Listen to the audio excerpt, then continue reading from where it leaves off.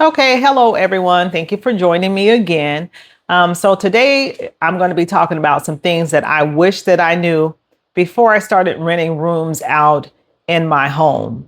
So if you have ever thought about, what it would be like renting out rooms in your home, in your home that you live in, to make some extra money, or just to have company. Well, let me tell you from firsthand experience that it could definitely be one of the best financial decisions that you make. On the other hand, it could also be one of the biggest headaches. And so I do want to kind of get into that, some of the things that I have picked up along the way. So today I'm going to be sharing some tips, and I think these tips will help both beginners and experienced landlords, to help you avoid expensive mistakes. Like I said, I do know firsthand because I've done this. So remember, if you like this kind of content, please like, share, and subscribe. If you enjoy practical money making tips, side hustles, and just honest conversation, that's what this channel is about. So we're going to be talking about, building income after 50 and things like that. Do me a favor, hit the like button, subscribe, and share the video if you enjoy it. Okay, so let's go ahead and get right into it. So I would say the first tip that I would give is you want to make your house a place that people want to come to. Make it a place where people will actually want to live. People are not just looking for a place to rent. They are looking for a room, of course, but they're also looking to rent. They're looking for that feeling that they get when they walk in the front door. They're looking for things like the furniture, the aesthetic, things like that, looking for cleanliness. So if your house is cluttered or if your furniture is like worn out and things like that, then it's going to deter people. If you have your paint peeling, the yard looks neglected when they first, coming up to the door, curb appealing is very important. So you're going to attract more people that you really don't want to be bothered with. Like if they see that and you're attracting them, it's people that don't really care about where they live, and you don't want that type of person. Now, if you compare that to walking into a house that's clean, it's organized, it smells good, it has fresh paint, nice lighting, the furniture is in good repair, and the overall home just feels welcoming, then who do you think that's going to attract? That's going to attract someone of a higher quality. And so the quality of your home is a direct impact on the quality of the tenants that you're attracting. So keep that in mind. So, and I'm not saying that you have to go and, make it look like $1 million home or something like that, but you do want it to be comfortable. You want it to be nice and inviting. Just make sure that it's clean, that is well cared for, and that is comfortable. Okay, so that's my first tip. Second tip is you want to have something that's low maintenance. So if everybody's going to be sharing in, the upkeep of the house, you want to make it, where it's low maintenance. And that's just something that I learned. The prettier that something is doesn't always mean that it's practical. And sometimes it comes with a bigger headache, as far as the upkeep. So you want to think about durable flooring, like hardwood or that vinyl plank flooring instead of carpet. Washable paint. So, like when you're washing the walls, the paint is not coming off with the water. Things like that. Easy countertops, easy clean countertops, and simple landscaping. It doesn't have to be something that needs constant attention. So just something simple, because every repair that you don't have to make is extra money that you keep in your pocket. So you do want to keep that in mind. So like I said, keep it simple, low maintenance. Low maintenance in my head, it equals less headaches for sure. So that would be the second tip. Now, third tip I would say is to research the rental price. So now I made this mistake myself. You know, I had a price in mind that I wanted for a room, and so I just kind of threw it out there. But you don't want to just pick a number out of the air. You want to do your research to see what are rooms renting for in your area. Because if you don't do that and you just put up this high price, you're not going to attract people. So you want to spend a little time, do the research, see what they're actually written for in your area. They have sites that you can go to like Roomy, and I think Bigger Pockets is another one. Free sites. You can go on there and kind of, find out. There's tools out there. So, do a quick little search, and that will save you a lot of time. So after you look at those sites and you compare, the different homes and different rooms out there, then you can come up with a price. All right. Along with that is once you find out, okay, how much you can actually get for the room, what you want to do, well, what I would suggest that you do is a good idea, is to price your room just slightly under the market rate. Now, I'm not saying like cut it by hundreds of dollars, but when you price it just right, it will have a person to stop and think about it like, oh, wow, that's like a really good deal. So once, someone is stopped and they're interested, and because the price is just slightly lower than what they've been seeing, then, that helps to attract and get traction. More people are interested. And so, you start getting a lot of calls, and then you have a greater amount of people to select from. So I would definitely say to price it, not super low, but just slightly lower than the market. So that would be one small thing that I would do. And I really think that you will see a big difference in that. And then it will also like bring more qualified applicants in, help you get your rooms rented faster and just reduce the amount of time that the room is just sitting there empty. All right.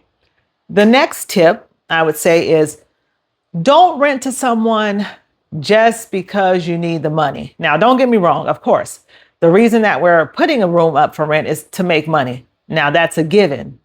And of course, I know that an empty room, it can make you nervous. It can get you agitated. You might have bills that are due. And, somebody calls you and say, hey, I got cash in hand. Can I come check the room out? I want to move in today. Just slow down, because a bad tenant will cost you far more than the room just sitting empty for another week or so. So, take your time. Don't just jump at the first person coming. Be patient. So that I learned that the hard way, believe me. So you can save yourself a headache. And then I would also say the next tip is to screen everyone. Now, I know calling references, it takes time. It's not something that you want to do, but it makes a difference. It's a whole lot cheaper than having someone come in and destroy your house, destroy your property. So you want to screen them, check income, verify employment if possible. If you can, I would definitely do it.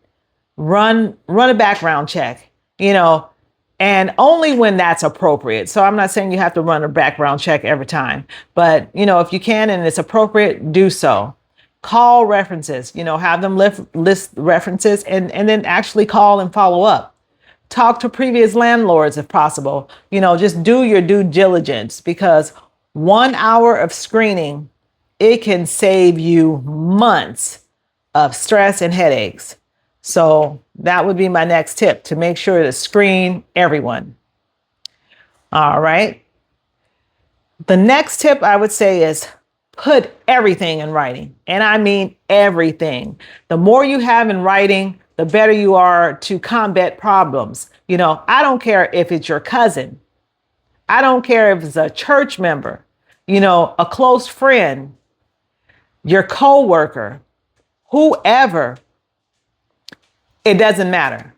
You want to put everything in writing. It covers you.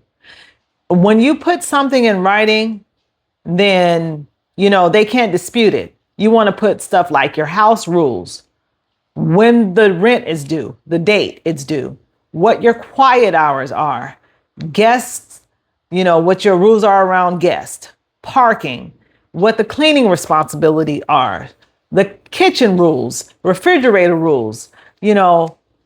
People don't necessarily remember conversations, but they remember when it's in writing because they can go back and refer to it. So I would always just make sure you put everything in writing. Like I said, I don't care if it's your cousin, your best friend, your church member, it doesn't matter. The next tip I would say is to trust your gut.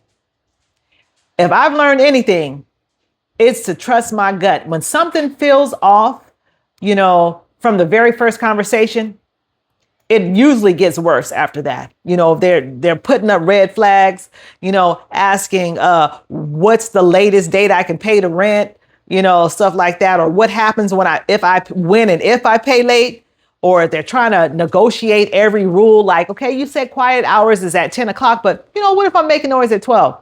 Red flag. Okay. You probably don't want to rent to them. So trust your gut, pay attention to the things that are being said in those first few conversations, because that can save you so many headaches. It's like they're already giving you a preview of what's coming.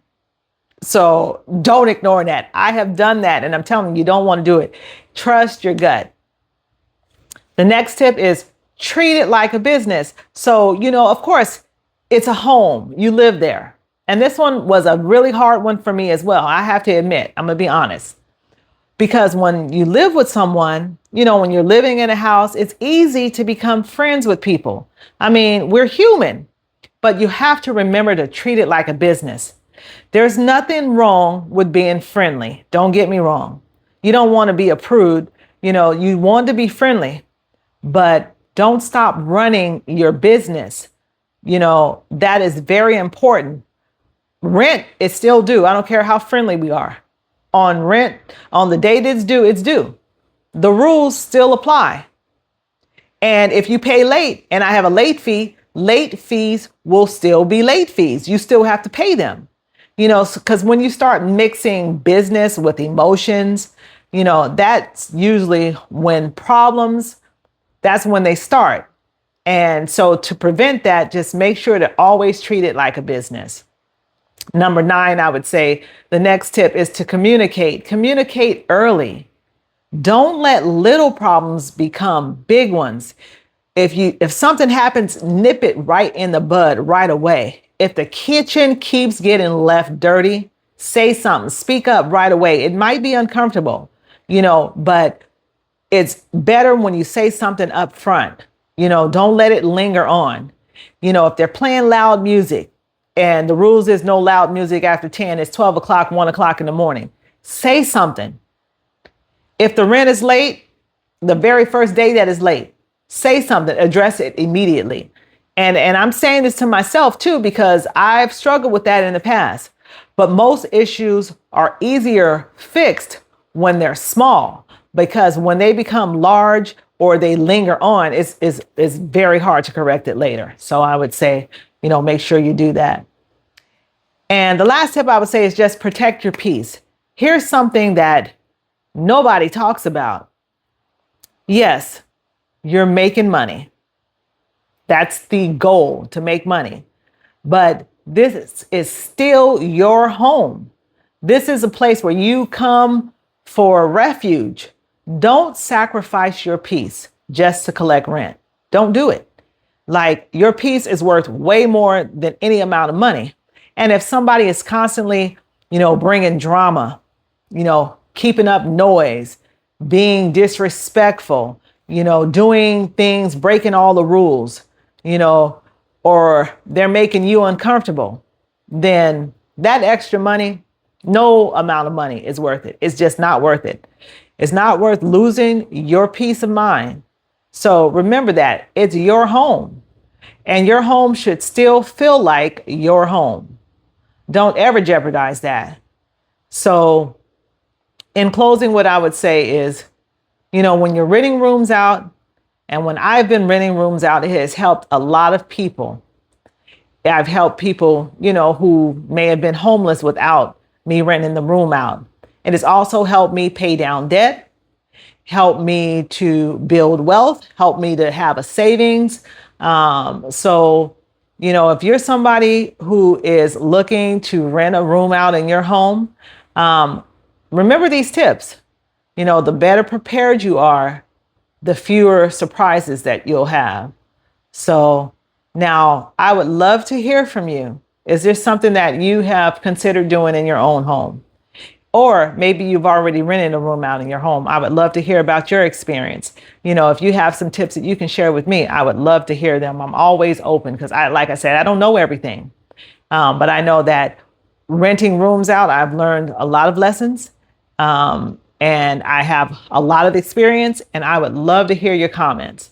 Somebody else, maybe, if you make a comment, maybe you can help someone else avoid a costly mistake, because all of our experience counts. So please make sure and leave a comment if you have anything to add. And if you got any value from today's video, please don't forget to like, share, and subscribe. And I'll see you in the next one.